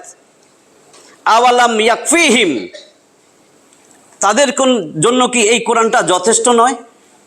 আল্লাহ বলতেছেন, আল্লাহ বলেন তাদের জন্য কি এই কোরআন যথেষ্ট নয়? এই কোরআন যে আমি তোমার প্রতি নাজিল করছি, তুমি তাদেরকে তেলাওয়াত করে শোনাইতেছো, এটা কি তাদের জন্য যথেষ্ট নয়? কোরআন একটা পূর্ণাঙ্গ জীবন ব্যবস্থা। ইয়া আইয়ুহাল্লাযিনা আমানু উদখুলু ফিস সিলমি কাফা, পরিপূর্ণ ইসলামে ঢুকো। আরেকটা কথা, ওয়ামাই ইয়াবতাগি গায়রাল ইসলামি দীনান ফালান ইউকবালা মিনহু ওয়া হুয়া ফিল আখিরাতি হুমুল মিনাল খাসিরিন। এই মিয়া কি তালাশ করো? তুমি কি তালাশ করো? যেইটাই তালাশ করো কোরআনের মধ্যে আসো, ইসলামের মধ্যে আসো। ওয়ামাই ইয়াবতাগি গায়রাল ইসলাম, ইসলাম ছাড়া কি তালাশ করো? ইসলামের বাইরে কিছু তালাশ করলে হাসরের মধ্যে আমার সামনে আসবা, তোমার আমও যাবে, সালাও যাবে। ঠিক আছে, এটা হওয়া উচিত, কিন্তু যারা স্কলার, এটা তো মানুষের কথা বলতেছেন তারা এটাকে আপনি। যারা স্কলার বলেন, এখন যদি তার ইচ্ছা থাকে দুনিয়া কামানো, সে তো তার পক্ষেই কথা বলবে। আমি যদি এখন দুনিয়া কামাইতে চাই, আমি আমার ব্র্যান্ডের সব কিছুই বলবো, আমার এটা ভালো, এটা ভালো। ভাই শুনে নেই যে আমার বই দেখেন, যাওয়ার সময় আমার বই আছে, বইটা কিনে নিয়ে যান। ব্যবসা, তো ব্যবসা, তার দিলের ভিতরেই ব্যবসা, চারিদিকেই ব্যবসা, ওই বই সেই বই। আবার সে তার কথাই বলবে, সে বিভিন্ন বইয়ের কথা বলবে, তার দলের কথা বলবে। কেন? কারণ দেখেন অনেক কিছু বন্ধ হয়ে গেছে, কিন্তু মিলাদ মাহফিল, 40 3 দিনা, এগুলো বন্ধ হইতেছে। আরও যখন মানুষ কোরআন পড়বে, কোরআনের দিকে আগে আসবে। এই জন্য যখন জেনারেল লাইনের কেউ কোরআনের দিকে আসে, তারা কিন্তু বসাইয়া দেওয়া হয়। কেন?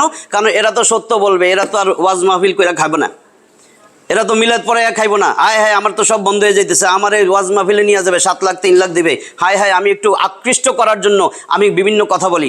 আপনি জানেন কোরআনে বলা হয়েছে রসুলকে, হে নবী, এটা কোনো কি কবিতার বই নয়, তোমাকে কোনো কবিতা শোভা পায় না, আমি তোমাকে কোনো কবিতা দেই নাই। অথচ আজকে কিন্তু কবিতা বলে, শের যেগুলো বলে এগুলো সব কবিতা, ফার্সি কবিতা। এগুলো কি আল্লাহ মানা করতেছে? সেখানে বলতেছে। তাহলে কি করবেন?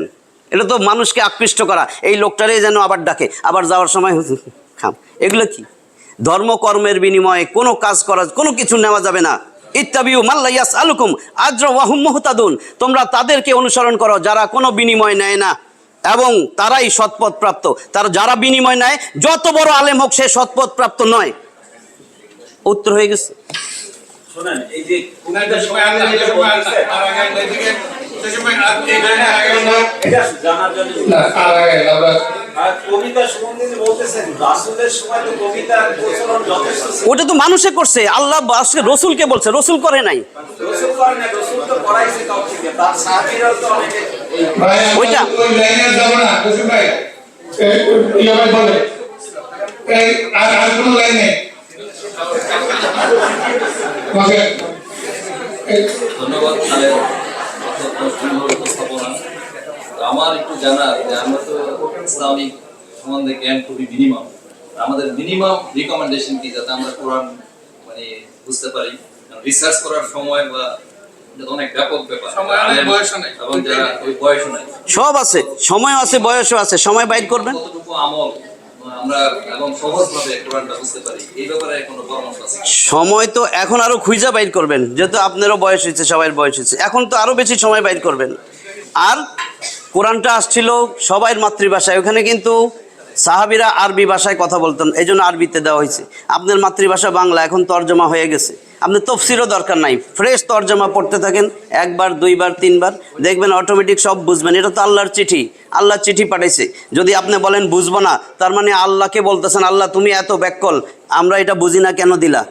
আর যে আলেম বলে আপনারা সবাই কোরআন বুঝবেন না, ওই আলেম বলতেছে আমি আল্লাহর থেকে বুদ্ধিমান, আল্লাহ না বুঝা পাঠাই দিছে আর আমি বুঝছি, এটা তোমরা বুঝবে না। কথাগুলো চিন্তা করেন।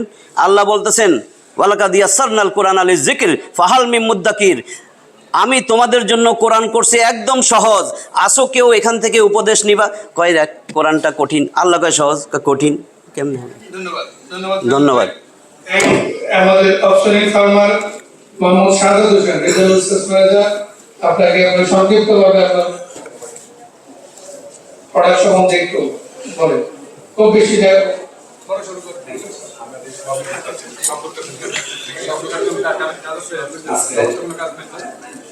ন্যাশনাল মেডিকেল কলেজ আয়োজিত সেমিনারে উপস্থিত মেডিকেল কলেজের প্রিন্সিপাল স্যার, উপস্থিত রেক্টর স্যার, উপস্থিত বিভিন্ন বিভাগীয় স্যার এবং অন্যান্য সমস্ত মেডিকেল স্যার এবং অ্যাসোসিয়েট প্রফেসর সহ কাউন্সিলর সহ সবাইকে আসসালামু আলাইকুম। স্যার আজকে শুরুতেই ধন্যবাদ দেবো এরকম একটা সেমিনারে আমাদেরকে পার্টিসিপেট করার জন্য, আমাদেরকে স্পন্সর করার জন্য। স্যার আজকে আমরা যারা পার্টিসিপেট করতেছি অসংখ্য না, 1956 সালের কোম্পানি, আজকে থেকে 68 বছর আগে পুরনো কোম্পানি। বাংলাদেশের যতগুলো মার্কেটিং করতেছে ফার্মাসিউটিক্যাল, তার মধ্যে অন্যতম পুরনো একটা কোম্পানি আমাদের অপশনিক ফার্মা। অপশনিক ফার্মা এমন কিছু অবদান করছে, অবশ্যই আমাদের সিনিয়র স্যার সকলে জানেন যে বাংলাদেশে যখন ফার্মাসিউটিক্যাল মার্কেটে তেমন কোনো প্রোডাক্ট ছিল না 80 দশকে, তখন আমরা অনেক প্রোডাক্ট নতুন নতুন ভাবে লঞ্চ করছি। বাংলাদেশে আজকে অনেক ইন্টারন্যাশনাল আছে, কিন্তু সবাই জানবেন 1985 সালের আগে বাংলাদেশে কোনো ইন্টারন্যাশনাল বাংলাদেশি কোম্পানি ছিল না। ফার্স্ট রেনিটি দিয়ে 1985 সালে আমরা শুরু করি, তখন বাইরের একটা রেনিটির নাম ছিল 12 টাকা, আমরা তখন 2.5 টাকা দাম দিই। সেম সাপ্লাইজন ট্রাকসন 1994 সালে বাংলাদেশে আমরাই ফার্স্ট সাপ্লাইজন দিই, বাইরের কোম্পানি 2600 টাকার একটা সাপ্লাইজন ছিল, অপশনিক ফার্মায় ফার্স্ট কম দামে সাপ্লাইজন দেয়।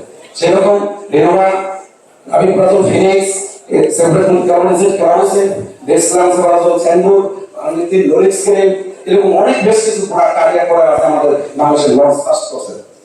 আমাদের অপশনিক ফার্মায় 1000 এর উপর প্রোডাক্ট আছে, যার ভিতরে 300 উপরে আছে পাইওনিয়ার ফার্স্ট টাইম বাংলাদেশ। আমি রিকোয়েস্ট করব আমাদের প্রোডাক্টগুলো আপনাদের লোক রাখার জন্য। সংক্ষেপে স্যার একটা মিনিট স্যার আমি সময় নিচ্ছি। Sir thank you sir. অপশনিক ফার্মা দক্ষিণ এশিয়ার ভিতরে সবচেয়ে বড় কোম্পানি, 450 বছর ধরে পরিষেবা প্রদান আছে, যেটা কোয়ালিটি নিয়ে কোনো কম্প্রোমাইজ নাই। আমাদের 300 এর উপরে, আমাদের 30টা কোম্পানির উপরে আমাদের মার্কেটিং করতেছে বায়োলিশে। আমরা রিকোয়েস্ট করব সর্বশেষ রাবিপ্রাজল, ফিনিক্স, সেভরাল ক্যারোসেট এবং ডেসলাম, মার্কস সেন্ডো সবার একটু সমস্ত প্রোডাক্ট দেখার জন্য। Thank you sir. আসসালামু আলাইকুম। সেমিনার করতে চাইলে প্রতি মাসে করতে পারবেন, কোনো অসুবিধা নেই, রেডি থেকে। আমাদের অনন্যার পর আমাদের স্পেশাল হিসেবে আছে, যেহেতু সে এমবি করে আসছে আমাদের সেক্রেটারিতে, তুমি 1-2 মিনিটের ভিতরে আজকে বক্তব্য শেষ করবা, তোমাকে দিব বাকি সময় দেবো 1 ঘন্টা, একদিন সময় দেবো। আসসালামু আলাইকুম, respected principal sir and vice principal sir, আসসালামু আলাইকুম। এবং এখানে সবাইকে আমি সালাম জানাচ্ছি। আমি ডাক্তার অনন্যা, লেকচারার হিসেবে আছি মাইক্রোবায়োলজি ডিপার্টমেন্টে। আমি রিসেন্টলি সাইকেট্রি এমবি কমপ্লিট করে এসেছি। প্রথমেই আমি আমাদের আজকের স্পিকার স্যার খালিদ স্যারকে আমি অসংখ্য ধন্যবাদ জানাচ্ছি। স্যার এত গুরুত্বপূর্ণ একটি টপিক আসলে চুজ করেছেন। কারণ আমি যদি একটু স্ট্যাটিস্টিক্স একটু বলি, যে 2019 সালে 200 জন ডক্টরের উপর একটি পরিসংখ্যান আছে, যেখানে বলা হয়েছিল যে 50% doctors are suffering from stress disorder, 38% anxiety এবং 29% ডিপ্রেশন। এবং আমাদের ডক্টরদের মধ্যে কেন হচ্ছে এত বেশি অ্যাংজাইটি, ডিপ্রেশন এবং স্ট্রেস? কারণ আপনি যদি চিন্তা করেন, একজন ডক্টরকে কিন্তু তার ইনডোর, আউটডোর, ইমার্জেন্সি ডিউটি এবং একজন যে সার্জন, তাকে ফাইনালি ডিসিশন নিতে হয় প্রত্যেক সময়, যে হচ্ছে কিভাবে আমি অপারেশনটি করব, কিংবা একজন মেডিসিন স্পেশালিস্ট, তাকে হচ্ছে সবসময় চিন্তা করতে হয় যে আমি আমার রোগীটিকে সঠিক চিকিৎসা দিচ্ছি কিনা রোগীর ডায়াগনোসিসের ক্ষেত্রে। এক্ষেত্রে যদি আমরা আমাদের মেন্টাল হেলথ ইস্যুস গুলো হচ্ছে যে আমরা অ্যাড্রেস না করি, তাহলে কিন্তু আমাদের মেন্টাল হেলথ ইস্যু যদি ভালো না থাকে, একজন ডক্টর ভালো না থাকলে কিন্তু সে তার হচ্ছে রোগীর সেবা দিতে পারবে না। এবং লাস্টলি ডিকমার স্যার চলে গিয়েছেন, আমি একটু বলে যাচ্ছে যে অ্যানফ্রি যেটা ড্রাগটি, এটি কিন্তু আসলে অ্যান্টিসাইকোটিক এবং অ্যান্টিডিপ্রেসেন্টের কম্বিনেশন, এবং এটি খুব কমনলি প্র্যাকটিস করা হয়, যদি এটি এফডিএ ব্যান করে দিয়েছে। এবং এটি প্র্যাকটিসের ক্ষেত্রে দেখা যায় যে আমরা আমাদের কাছে যে রোগীগুলো আসি টার্গেট ডিসকাইনেশন নিয়ে দীর্ঘদিন এটি ব্যবহার করলে এটিতে ইনিশিয়ালি কিন্তু পেশেন্টের অনেক ইমপ্রুভমেন্ট হয়, খুবই ভালো, তারা হচ্ছে যে রেসপন্স করেন, কিন্তু পরবর্তীতে কিন্তু লং টার্মে তারা এই ড্রাগটি ছাড়তে চায় না, এবং ড্রাগ ডিপেন্ডেন্স ডেভেলপ করার কারণে তারা কিন্তু টার্গেট ডিসকানেকশন নিয়ে আসে, এবং সেটি আসলে হচ্ছে ভালো করার কোনো সুযোগ থাকে না। তাই স্যার আজকে আর হয়তো সময় নেই, আমি বলবো যে হচ্ছে একজন ডক্টরের তার নিজস্ব অনুভূতি আছে, সেও একজন মানুষ, সুতরাং আপনার মেন্টাল হেলথের কেয়ার করুন। এবং আমি স্যারকে বলবো যে আমাদের দুজন শ্রদ্ধা স্যার আছে, স্যার আমাদের এখানে যদি একটি সাইকিয়াট্রি ডিপার্টমেন্ট খোলা যায় হচ্ছে যে সেই সুযোগ ভালো প্রস্তাব দিয়েছে, স্যারদের যদি সামর্থ্য থাকে স্যারদের অনুরোধ করবো এই ব্যাপারে সহযোগিতা করার জন্য। আমাদের ভাইস প্রিন্সিপাল স্যার, তাদের সেমিনার কিন্তু অনেক মজা হয়েছে, কিন্তু সময়ের জন্য পুরোপুরি মজাটা নেওয়া যাচ্ছে না। খালেদ ভাইকে ধন্যবাদ, আবার দেবো আরেকটা সুন্দর দিনের প্রোগ্রাম। আমাদের ভাইস প্রিন্সিপাল স্যার, আপনাকে সংক্ষিপ্ত ভাবে, আপনি যদিও সংক্ষিপ্ত করেন, আরো সংক্ষিপ্ত করলে আরো ভালো। না বললে বিসমিল্লাহির রহমানির রহিম। পারলে আমার কথা সব বই বলে দেয়, আমার করে কিছু না। ঠিক আছে, সাইকিয়াট্রিক এমডি করা অনন্য মোস্ট ওয়েলকাম আমাদের মাস্টার আজকে উপস্থিত। আমার জানা মতে রেসপিরেটরি মেডিসিনে একজন এমডি করা আছে, ওকেও তো আমরা আজকের বিষয় অ্যাংজাইটি, ডিপ্রেশন, স্ট্রেস। আমরা মনে হয় এখানে যারা আছি সবাই আমাদের স্টুডেন্ট আমরা দুইজনই তখন করতে করতে করতে হঠাৎ করে এত চাপ, এই চাপ সামলাই কিভাবে, ডিপ্রেশন পারবো কি পারবো না, না পড়ালে ছেড়ে চলে যাবো। তখন আমার সমাধান ছিল, আমার এক্সপেরিয়েন্সটা আমি শেয়ার করতেছি। আমার সমাধানটা ছিল রুমে নামাজ পড়বো, মসজিদে যে নামাজ পড়বো, 2 রাকাত নফল নামাজ পড়বো, ওখানে একটু সময় that was my suggestion এবং I got it, আমি এটা পেয়েছি, আমার ডিপ্রেশন কেটে গেছে, আমার কাছে আবার মনে হয়েছে আমি চাঙ্গা হয়ে গেছি। সো আজকে খালেদ এনজাইটি ডিপ্রেশন নিয়ে কথা বলবে, এটা নর্মালি আমরা এক্সপেক্ট করি নাই, বাট সামহাউ সে অনেক সুন্দর অনেক সুন্দর অনেক সুন্দর বক্তব্য আছে, আপনারা উপভোগ করছেন এবং ভবিষ্যতে হয়তো কাজে লাগবে। এবং আমরা এই যে পুরা প্রোডাক্ট কন্ডাক্ট কি বলে, কোরআন is the product life, complete করো।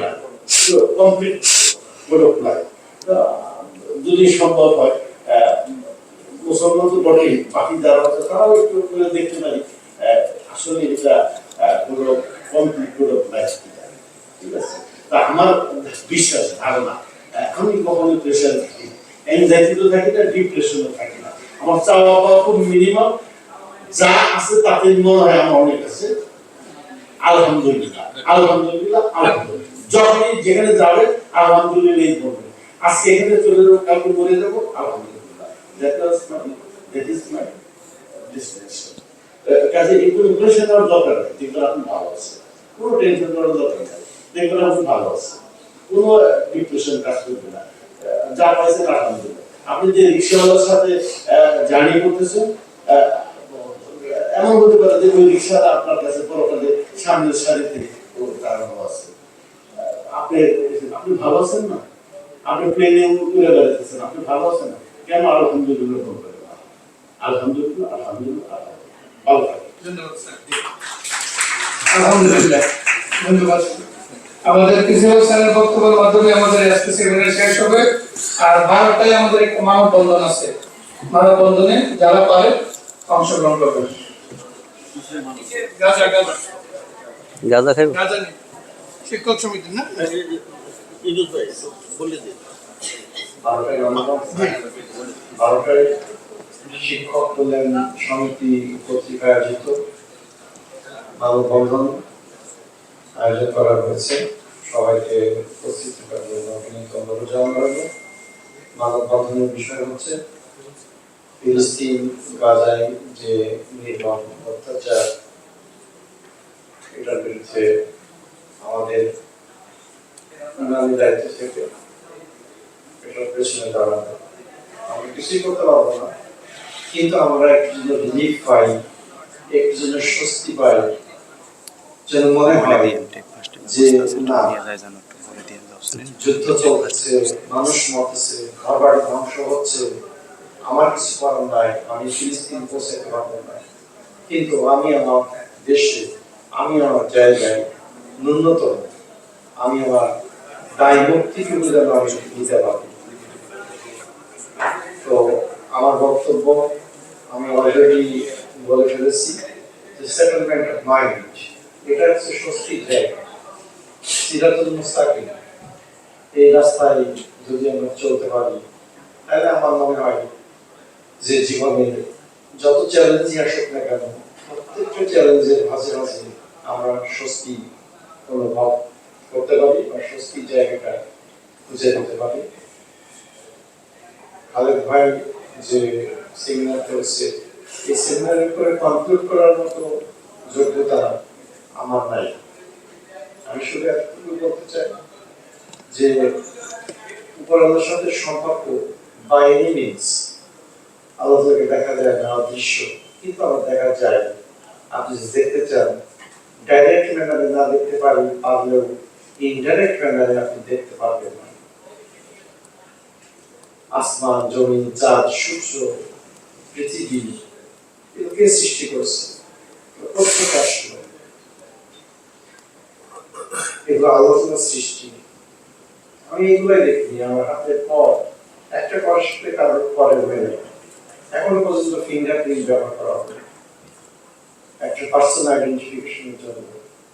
সুতরাং এই সৃষ্টির মাঝারে আল্লাহ তাআলার অস্তিত্ব হয়ে গেছে। তো কোনো না কোনো ভাবেই হোক আমাকে বিধাতার সাথে সম্পর্ক স্থাপন করতে হবে, মেনে চলতে হবে, সত্য কথা বলতে হবে, সুদ খাওয়া যাবে না, অন্যায় কাজ করা যাবে না, মানুষকে ঠকানো যাবে না। এগুলো হচ্ছে ইমিউনিটি। এই ইমিউনিটি গুলো যদি আপনি বাড়াতে পারেন, আপনি অনেক শক্তিশালী হয়ে উঠবেন এক সময়। আর যদি আপনি ভঙ্গুর হন, কম্প্রোমাইজ করতে থাকেন বারবার, প্রয়োজনে কম্প্রোমাইজ করতে হয়, সন্ধি করতে হয়, অনেক ব্যাপার, ডিপ্লোম্যাটিক ব্যাপার। আমার এই সেমিনারের উপরে মন্তব্য করার কোনো যোগ্যতা নেই। আমি শুধু মনে করবো সিরাতুল মুস্তাকিম, আল্লাহ রাসূলের সুন্নাত, আল্লাহ রাসূলের আদর্শ, আল্লাহ রাসূলের মানদণ্ড অনেকগুলো। আল্লাহ রাসূলের এই সমস্ত আদর্শ আমি দেখি নাই, কিন্তু আমাকে বুঝতে হবে উনি যে কাজটা করে গেছেন সবচেয়ে সুন্দর কাজটা উনি করে গেছেন। মুসলমান হিসেবে আমরা এই জিনিসগুলা পেছনে সময় ব্যয় করি না বা চিন্তা করি না। সবাইকে ধন্যবাদ। আমি আর আমার বক্তব্য দীর্ঘায়িত করবো না। ধন্যবাদ সবাইকে। আসসালামু আলাইকুম। সালাম।